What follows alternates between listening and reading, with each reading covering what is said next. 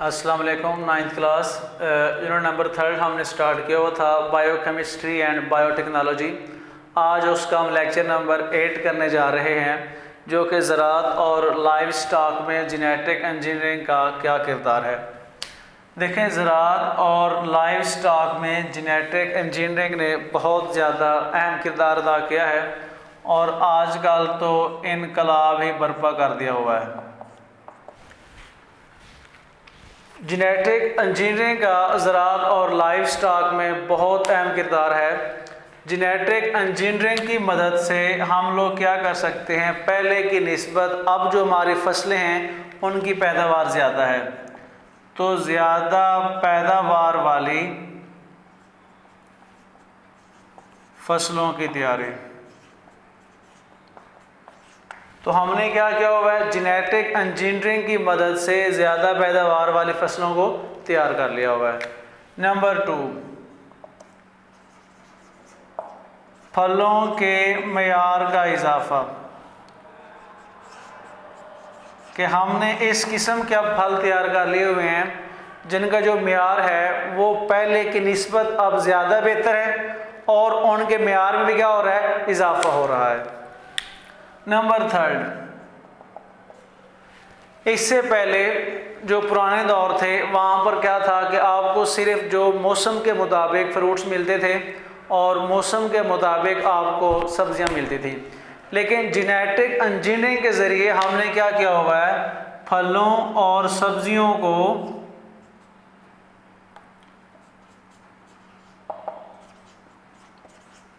ज़्यादा देर तक ज़ख़ीरा करना। कि अब हमने क्या किया हुआ है कि पौधों और सब्जियों को स्टोरेज कर लेते हैं, ज़ख़ीरा कर लेता है कि अब जिस किस्म का भी फल जिस मौसम में आपको चाहिए वो आपको मिल जाता है। कोई भी सब्ज़ी जब भी आपको चाहिए, चाहे उसका मौसम है या नहीं है, वो एवरी टाइम आपको मिल सकती है, क्योंकि हमने ज़राअत और लाइव स्टॉक में जेनेटिक इंजीनियरिंग की मदद से बहुत बड़ी इसको कामयाबी हासिल की हुई है। उसके अलावा पॉइंट नंबर 4 जो हमारे पास है, आप लोग देखते हैं कि जब हम फसलों की ग्रोथ करवाते हैं, फॉर एग्जांपल चावल की फसल है, गंदम की फसल है, तो फसलों के साथ साथ कुछ दूसरे पौधे भी उग जाते हैं। जो दूसरे पौधे ग्रोथ करते हैं उनको हम कहते हैं जड़ी बूटियाँ वगैरह। तो उन जड़ी बूटियों के जो ख़त्म करने के लिए स्प्रे इस्तेमाल करते हैं, केमिकल इस्तेमाल करते हैं, तो केमिकल जो होते हैं उनका असरात दूसरे पौधों पर भी पड़ता है। तो जेनेटिक इंजीनियरिंग की मदद से हमने क्या किया हुआ है, उनके खिलाफ मुदाफ़ियत पैदा कर ली हुई है। मुदाफ़ियत पैदा करना, ताकि जो हम स्प्रे वगैरह केमिकल्स कर रहे हैं उसके अलावा दूसरी किस्म के फलों के ऊपर या सब्जियों के ऊपर या पौधे के ऊपर उसका कोई किसी किस्म का इफ़ेक्ट नहीं पड़ता।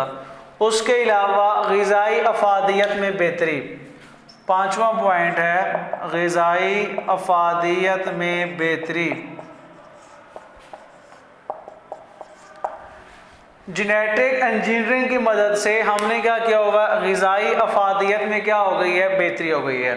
हम लोग क्या पढ़ रहे हैं, ज़राअत और लाइव स्टॉक में जेनेटिक इंजीनियरिंग का क्या किरदार है।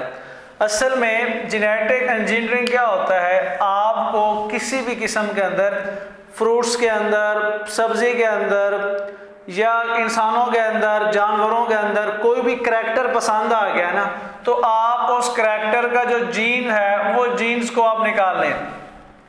किसी भी किस्म का जो करैक्टर वाला जीन्स आपको पसंद आ गया है, आप उस जीन्स को निकालें और वो जीन्स जो है दूसरे जानदार के अंदर दाखिल कर दें।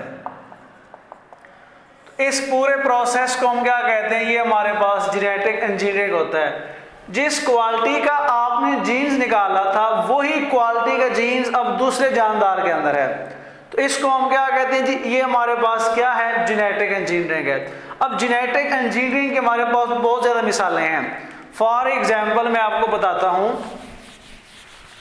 जेनेटिक इंजीनियरिंग की मदद से हमने क्या किया हुआ है, ज़्यादा पैदावार देने वाले पौधों और जानवरों का असूल, ज़्यादा पैदावार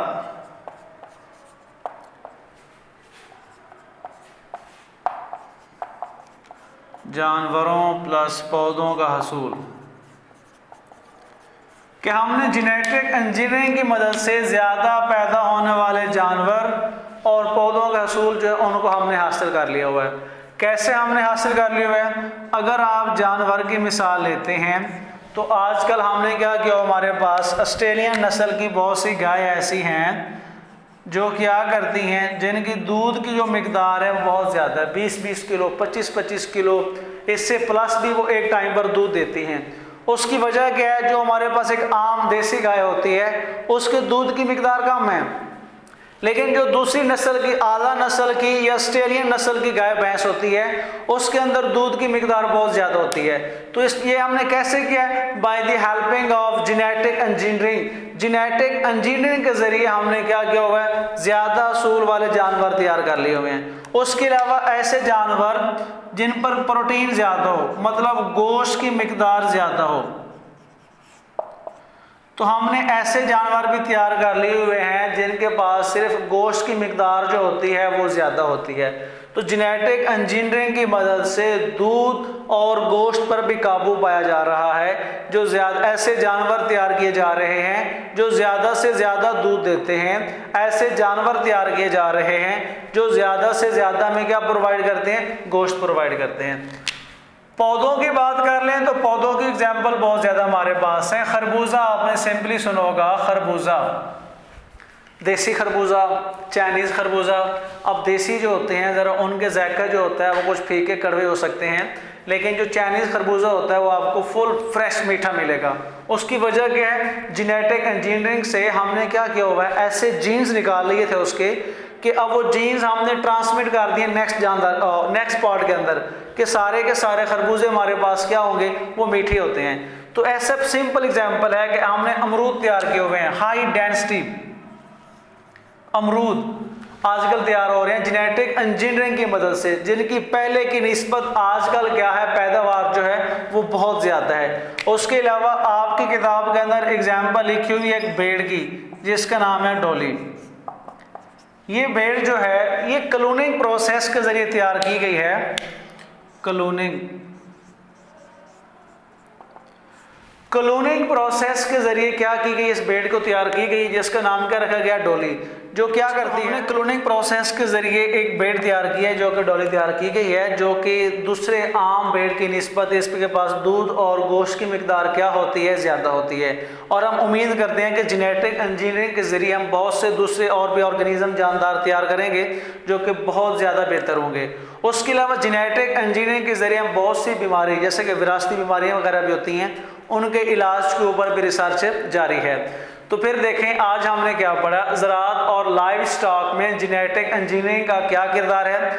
ज़्यादा पैदावार वाली फसलों की तैयारी, फलों के मेयार में इजाफा, फलों और सब्जियों को ज़्यादा देर तक ज़ख़ीरा करना और मुदाफ़ियत पैदा करना, मतलब जो दूसरे इंसेक्टिसाइड, हर्बिसाइड, कीड़े मार अद्वियात जो होती हैं जब उनका स्प्रे वगैरह करते हैं तो जो साथ फल सब्जियां लगी होती हैं उनको मुदाफ़ियत पैदा कर देना, उन पर कोई नुकसान नहीं पहुंचता।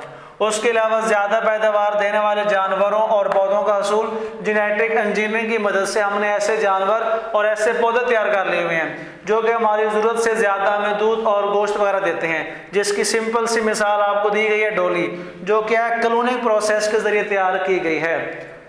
तो आज का हमारा लेक्चर कंप्लीट हुआ।